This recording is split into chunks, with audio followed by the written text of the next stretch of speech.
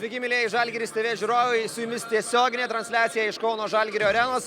Lieka vos 45 minutės iki rungtynių tarp Kauno Žalgirio ir Stambulo Fenerbahce ekipų. Tai bus trečiosios ketvirtfinalio rungtynės serija. Iki 3 pergalių kol kas yra lygi 1-1 ir šiandien mes tikimės, jog Kauno Žalgirio ekipa iškovos jau antrąją pergalę serijoje.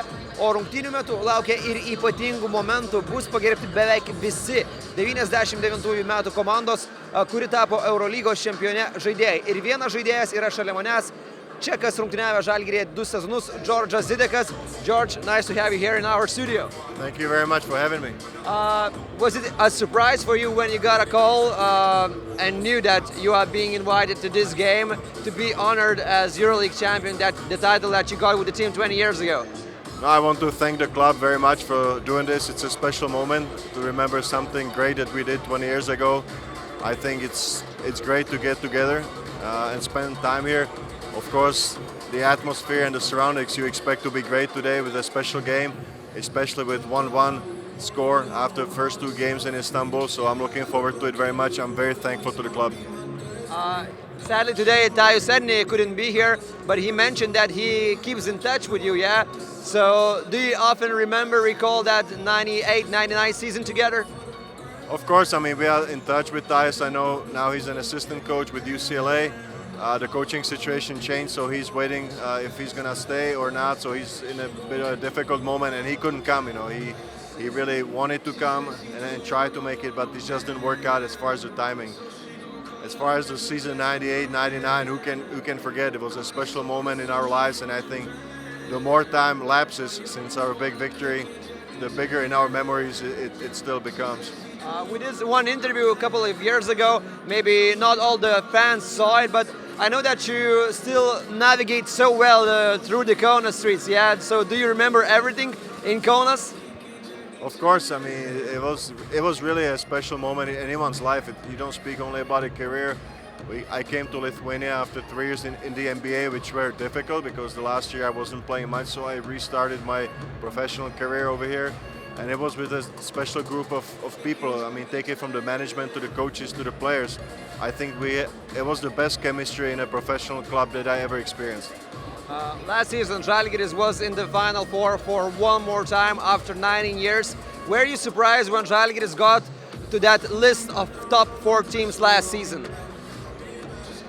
Well, I think that if you know Lithuanian basketball, if you know the pride in the country, in the game of basketball and in this club, just looking around today, you see everybody wearing green, all the shirts and everything.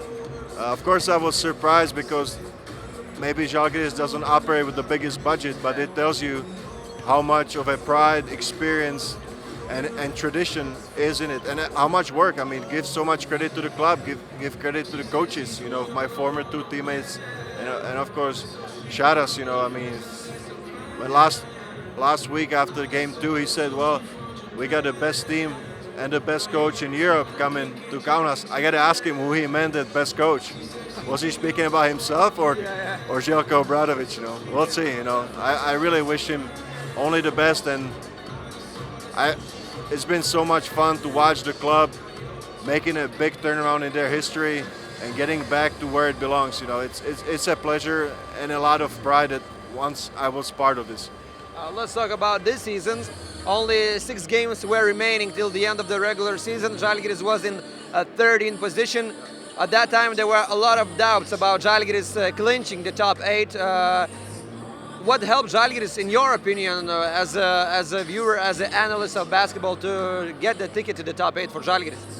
Well, first of all, I think it has to start with coaching, because I think if you have a team that has a record of 9-15, and I think that this is a 3rd season of the round-robin system, pretty much if you're shooting for the 8th final playoff spot, you are going for the 15-15 record. So they probably had it in mind that they had to win 6 games in order to get in. And I think it comes with the coaches, with the great work of the coaches, to install the self-confidence and believe into the players that they have to take it 1 game at a time. If you look at a block of 6 games, I don't think you have a chance to win 6, but they just took it 1 game at a time. They won some huge road games. You know, I did a game for EuroLeague TV in Tel Aviv against Maccabi. I mean, what a performance. What the players did on the floor, was just amazing how they performed with serious toughness, because Maccabi this was their game too. I mean, those were the two teams that were fighting for the playoff spot.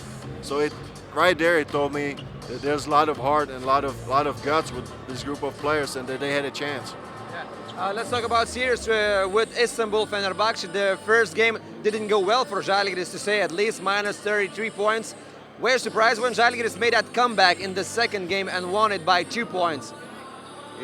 Just being in basketball for the last 25, 30 years, on a player level, then I was working in the management of the club in the Czech Republic, Nymburk, and now as an analyst, I think it is so difficult for the team that wins the first game by such a big margin to come back, and if something just doesn't go right, the players kind of tighten up and they start thinking, what's wrong, it doesn't, and they get tight. Of course, give a lot of credit to Zalgiris that they were able to make that turnaround, but I've seen it before.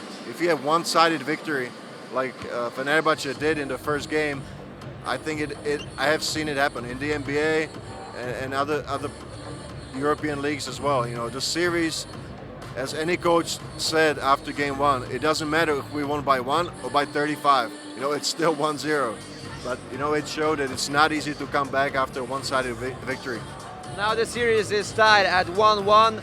Fenerbahce, of course, wants to retake the lead in this series. And as a strong team as Fenerbahce is, what do you think about the second part of this series? Will Fenerbahce be angry that they lost one at home and they want to retake the series only in Kaunas, not to have the additional game in Istanbul? Well, I think that they finished first in the standings. They are the regular season champs with the best record in EuroLeague under the new system. So I know that they will be looking to win 2 games over here. This is the championship mentality that Željko Obradović is expecting from his players, and I think they will try to go for it. But again, the home court advantage is now on the side of Zalgiris. I'm sure you're gonna have 15,000 plus crazy fans over here. So anything is open, but it's gonna be tough 2 games for Zalgiris here. You mentioned the green color talking earlier. Does this atmosphere remind you somehow of the NBA games?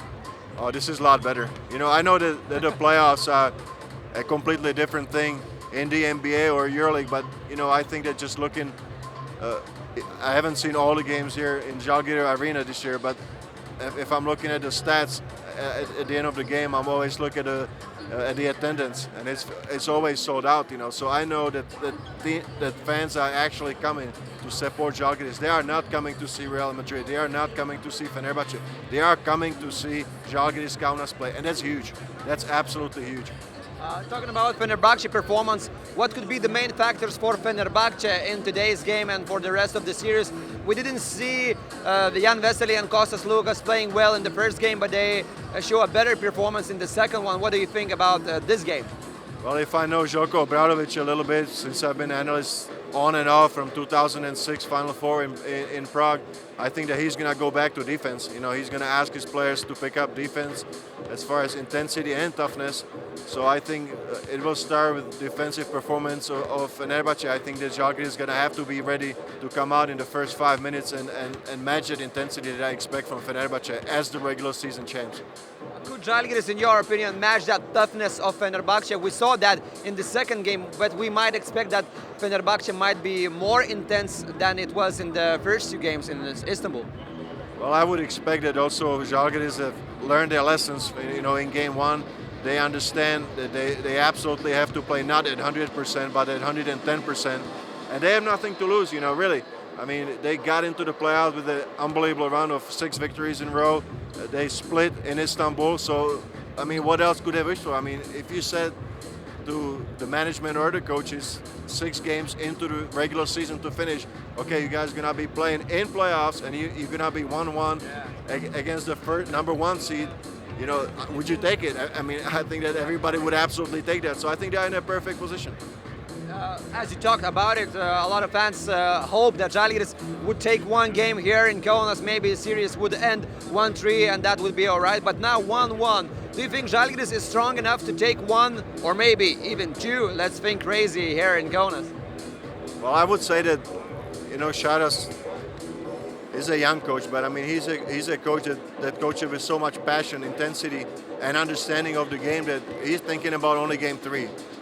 I think that in his head he doesn't think about game 4. He's gonna try to take this game here today. That's what he's living for, I think. I mean, just watching him progress in his coaching career has been a joy, and I think that he gives a lot of respect to Željko Obradović as his former coach. He understands who is coming in, the regular season champs, but he's gonna go for it. So, George, did you see today your former teammates of the 98-99 season so far? Yeah, I mean, we just met with a couple of the guys. Aurelijus Žukauskas, Mindaugas Žukauskas, Štomba just came in, so it's great. It's really a special occasion, and again, I would like to thank the club for organizing this. So I wish you a good evening, a great game today, and thank you for visiting our studio. Okay. Thank you, George. Thank you very much. Tai buvo Džordžas Zidekas, su kuriuo kalbėjome apie tai, kas vyks lemiamose rungtynėse, ne lemiamose, kol kas, tačiau labai svarbiose rungtynėse tarp Kauno Žalgirio ir Stambulo Fenerbahce. O Džordžo Zideko laukia puikiai 20-mečio jubiliejaus ceremonija, kuomet bus paminėtas iškovotas EuroLeague čempionų titulas prieš 20 metų. Linkime Džordžui Zidekui gero vakaro, o jums, mielieji, gerų rungtynių tarp Žalgirio ir Stambulo Fenerbahce. Likite kartu ir gero vakaro.